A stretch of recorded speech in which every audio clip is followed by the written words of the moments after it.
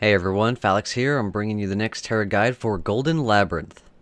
The first boss, Burl Heart, is what I like to call the Fat Man. He's got several nasty abilities. One is he will jump around, landing on melee or casters if they're in the range. This can be quite painful, as it does a fair amount of damage, and he'll do it many times, sometimes in succession 3 or 4.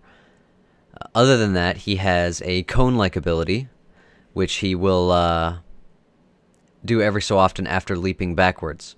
He also has an ability that he shoots a missile at random, just completely decides to shoot it at anybody he feels like, and it's very hard to avoid. A tank can easily block it, so can a berserker.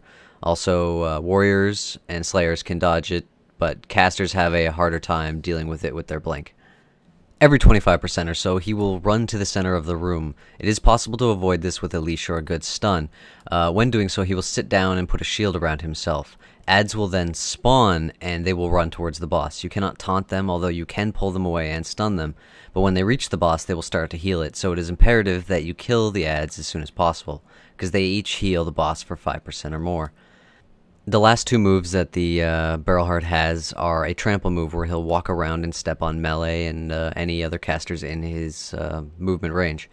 Other than that, he will do a rage move, which I did not happen to get footage for. During our fight, he did not do it. He will attack the tank with a barrage of swings, up to 10 swings, and if you miss a block, you will be knocked down most likely and probably trampled and beaten the crap out of. If that beginning you fail a block, you will most likely die by the end of his attack. Once defeated, pick up your loot and you will have to backtrack to the beginning and take a different route to reach the second boss. Upon entering the second boss room, you'll notice a very familiar type of mob. This is one of those large Minotaur monsters that you've probably fought before. He does nothing different and he is an easy tank and spank. Even in his enrage, all he does is hurt more, but does nothing new or spectacular. He still does his heavy chain attacks and his leaping around. But like the boss before, at every 25%, he will summon a shadow of himself.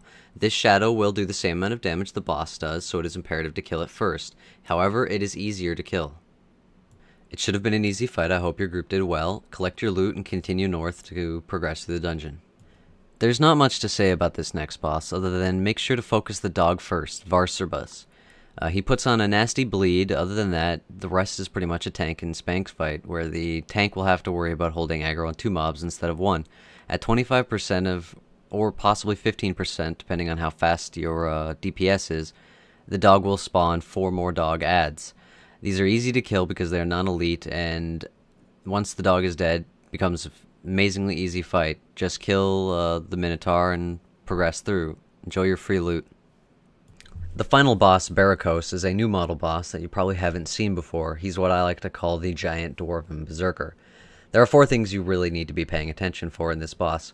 All his basic attacks and all of his power attacks are huge AoE cleaves in front of him. Any melee or caster caught even remotely close to the arc of his swing will take heavy and significant damage.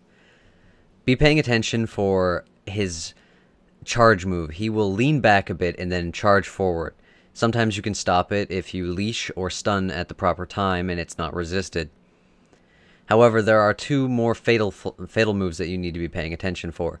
One, he will leave a red circle on the floor. He is about to slam the ground with his axe in that area. Make sure to be far away from it and even further away from the circle, because it does a lot bigger radius than it suggests with the circle. Lastly, the boss will run to the center of the room at every 25% of his life. He will summon 4 adds in kind of a square around him. They don't move and they just flail about. They're more or less just to be there and be annoying as the boss flings you around and knocks you into them, and then they bounce you around further. The boss is an extremely long fight but yields good rewards, so I hope you have enough time to do this dungeon.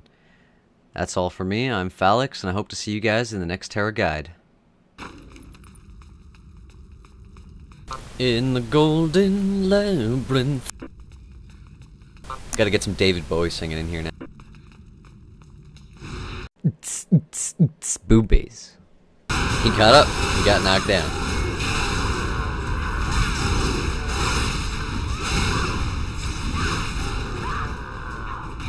I get knocked down, and I get up again, but never gonna keep me down.